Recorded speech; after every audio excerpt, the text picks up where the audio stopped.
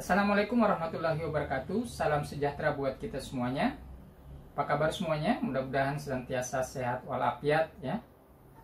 Di sesi ini kita akan melanjutkan pembahasan di mata kuliah pemrograman komputer dan praktik untuk program studi teknik industri Universitas Esa Unggul Jakarta. Nah, mari kita masuk di pembahasan di materi presentasinya. Pada sesi 8 dari mata kuliah pemrograman komputer dan praktik, kita akan belajar mengenai fungsi. Yang pertama yang harus kita ketahui adalah latar belakang kenapa fungsi itu ada atau muncul. Seperti yang kita ketahui bahwa program komputer yang ada sekarang ini adalah digunakan untuk menjawab berbagai permasalahan kita. Jadi program tersebut dibuat untuk memecahkan persoalan-persoalan manusia, sehingga kehidupan kita menjadi semakin baik.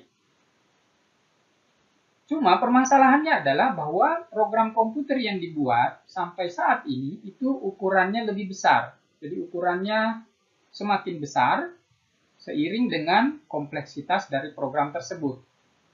Maka untuk memecahkan masalah ini, dalam membuat program yang besar tadi, kita pecah-pecah menjadi beberapa potongan-potongan program yang lebih kecil. Dan ini yang kita namakan dengan modul. Dan teknik pemrograman, di mana memecah program yang besar tadi menjadi beberapa potongan-potongan program yang lebih kecil, yang disebut dengan teknik pemrograman modular. Nah, beberapa bahasa pemrograman itu menamakan modul dengan sebutan rutin, prosedur, atau fungsi. Kemudian yang kedua yang perlu kita ketahui adalah apa sih keuntungan dari modularisasi program ini? Ada dua keuntungan besar. Yang pertama adalah menghindari penulisan teks program yang sama berulang kali. Jadi modul tersebut cukup sekali saja kita tulis, kemudian dapat kita panggil secara berulang-ulang. Jadi ini tentu saja menghindari penulisan teks yang sama berulang kali yang menyebabkan program itu ukurannya lebih besar. Kemudian yang kedua adalah kemudahan menulis dan menemukan kesalahan atau yang kita kenal dengan debug program. Jadi dengan adanya modul ini, kita tentu lebih singkat untuk mencari kesalahan jika ada error di program kita, dibanding misalnya kita menelusuri tanpa menggunakan fungsi atau modul. Nah, di dalam program C++ itu sendiri bahwa modul ini juga dinamakan dengan function atau fungsi. Kemudian konsep dasar fungsi itu adalah dimulai dari inputnya berupa argumen atau parameter, kemudian masuk ke fungsi dan outputnya itu adalah berupa nilai atau nilai balik. Selanjutnya bentuk umum fungsi. Nah, bagaimana bentuk umumnya? Itu adalah dari pertama penentu atau tipe nama fungsi atau daftar parameter, kemudian kita deklarasikan parameter tersebut, dan kemudian kita menuliskan kurung kurawal buka, isi fungsi, dan ditutup dengan kurung kurawal tutup. Nanti kita akan contohkan dalam algoritma dan program C++. Kemudian prototipe fungsi. Jadi sebuah fungsi itu tidak dapat dipanggil kecuali sudah dideklarasikan tadi. Nah, deklarasi fungsi ini dikenal dengan sebutan prototipe fungsi.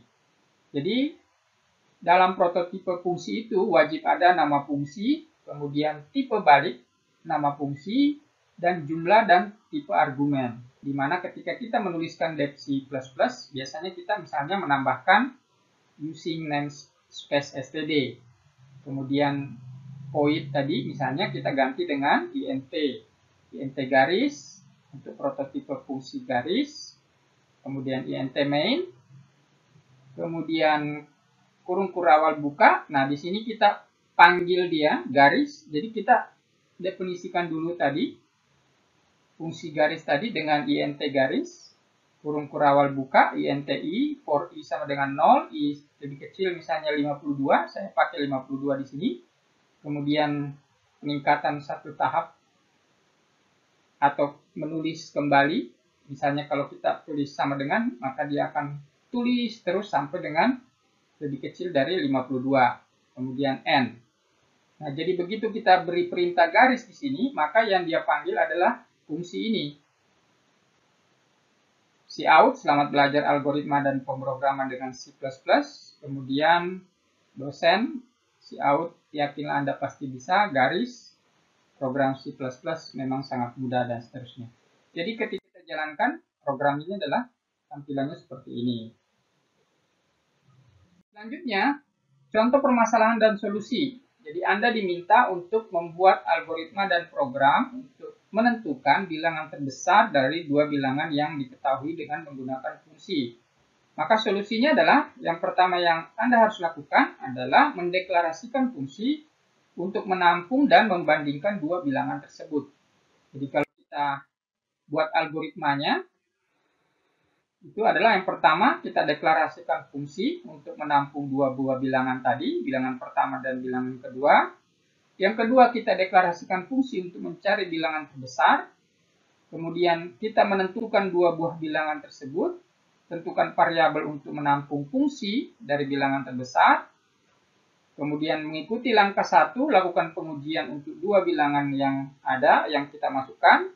Jika bilangan pertama lebih besar dari bilangan kedua dan jawabannya ya, maka bilangan pertama yang menjadi bilangan terbesar.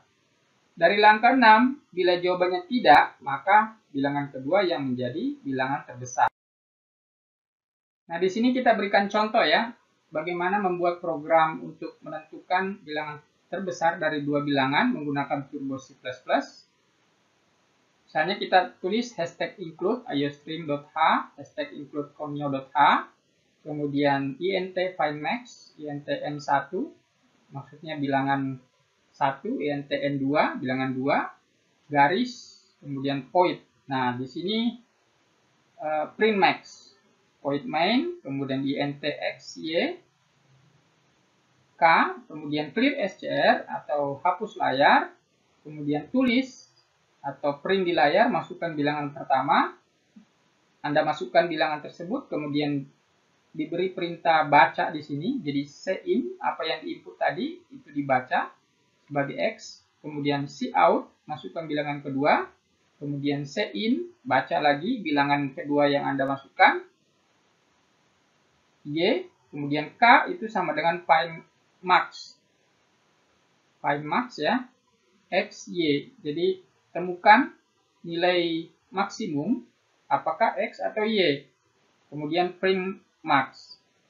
Nah, di sini kita definisikan fungsi tadi dengan menggunakan perintah int findmax, int n1, int n2, kemudian kurung kurawal buka. Jika n1 lebih besar n2 atau if n1 lebih besar n2, maka return n1. Jadi kembali baca ke n1. Tetapi else selain itu, maka return ke n2. Kemudian void print max, int, cout, bilangan terbesar adalah ini. Jadi setelah kita menggunakan perintah atau menggunakan perintah untuk mencari, untuk memanggil fungsi tersebut, fungsi yang sudah kita definisikan ini, maka hasilnya itu adalah, misalnya ketika kita jalankan programnya, masukkan bilangan pertama kita tulis 34, masukkan bilangan kedua kita tulis 45, maka ketika di enter, maka bilangan terbesar adalah 45. Karena memang nilai 45 lebih besar daripada 34. Nah, bagaimana misalnya menulis program ini dalam Dev C++? Jadi ada beberapa ketentuannya. Yang pertama itu adalah bahwa di sini hilangkan .h, tambahkan conio.h, tambahkan using namespace std, kemudian void diganti int. Jadi ini panduan-panduan ini bisa digunakan ya. Jadi kalau ada yang tidak dipergunakan juga nggak apa-apa, disesuaikan saja. Misalnya untuk voidnya itu wajib diganti dengan int.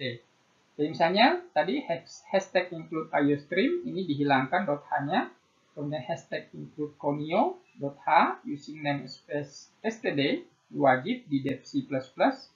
Kemudian int findmax, temukan bilangan yang terbesar dari bilangan yang diinput yaitu n1 dan n2.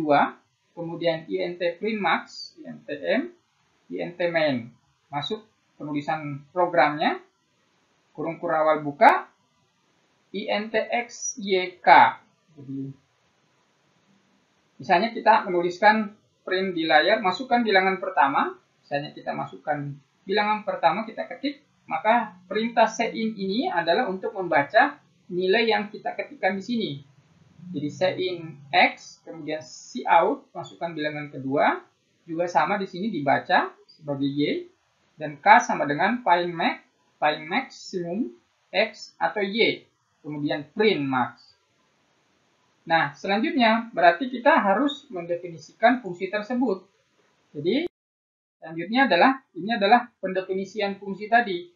int find maksimum, int n1, int n2, kemudian kurung kurawal buka. Jika bilangan atau n1, bilangan pertama lebih besar dari bilangan kedua atau n2, maka return n1 atau kembali ke n1. Maka nanti yang ditampilkan itu adalah bilangan pertama. Tetapi else, ya, selain itu, return n2. Artinya n1 lebih kecil dari n2, berarti dia kembali ke n2. Kemudian int print max, cetak, ya. Apa yang dicetak adalah bilangan terbesar adalah ya berdasarkan hasil kalkulasi di fungsi ini tadi.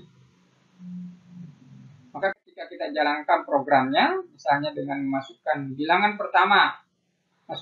pertama, Anda masukkan 150, kemudian enter, masukkan bilangan kedua 78, maka tentu yang ditampilkan adalah bilangan terbesar adalah 150. Kemudian, jenis variabel berdasarkan kelas penyimpanan, itu ada 3 secara garis besar. Jadi di modul ini diterangkan lebih detail mengenai jenis variabel yang berdasarkan kelas penyimpanan. Pertama adalah otomatis, yang kedua eksternal, yang ketiga adalah statis. Nah, di sini kita akan bahas saja di video pendek ini mengenai jenis variabel otomatis. Nah, di sini contoh program fungsi variabel otomatis, ya. Ini hanya keterangan saja, jadi ingat bahwa garis miring ini, double garis miring ini adalah sebagai keterangan membantu kita mengingat atau mengetahui program yang kita buat. Hashtag include iostream, hashtag include honio.h using namespace std. Berarti ini adalah program yang dibuat menggunakan dev C++. int coba, jadi ini adalah prototipe fungsi. Int main, kemudian int x sama dengan 30, variabel lokal pada main. Double y, ya, 5,5, ini juga adalah variabel lokal pada main. Selanjutnya, ini cetak, ya, cout pada main nilai x-nya sekian. Cout nilai y-nya adalah seperti ini. Ini ada backslash, ya, backslash n, itu artinya membuat garis baru. Jadi ketika tampilannya nanti dicetak di layar, itu akan masuk ke baris baru. Kemudian coba, cout pada main nilai x, y, cout pada main nilai y, kemudian coba lagi, cout pada main nilai x sama dengan x, dan pada main nilai y sama dengan y. Nah, kita definisikan fungsi tadi, fungsi coba tadi. Jadi, setiap kita mengeksekusi coba ini, maka yang dia panggil adalah fungsi yang sudah kita ketikkan di sini, yaitu int coba, kemudian kurung kurawal int x sama dengan 50, double y sama dengan 11, misalnya cout pada coba nilai x sama dengan x, ya, dibaca x, kemudian garis baru atau baris baru, cout pada coba nilai y sama dengan y, baris baru, kemudian kita tutup dengan kurung kurawal. Jadi ketika kita eksekusi program ini, maka hasilnya adalah pada main nilai x 30, nilai y ini lokal, ya, 5,5, x-nya kita tentukan 50 dan 11, x-nya coba lagi dipanggil lagi, x sama dengan 30, y sama dengan 5,5. Saya kira cukup dulu, ya, untuk tugasnya silakan dikerjakan dan pembahasan lebih itu bisa dibaca di modul. Terima kasih. Assalamualaikum warahmatullahi wabarakatuh.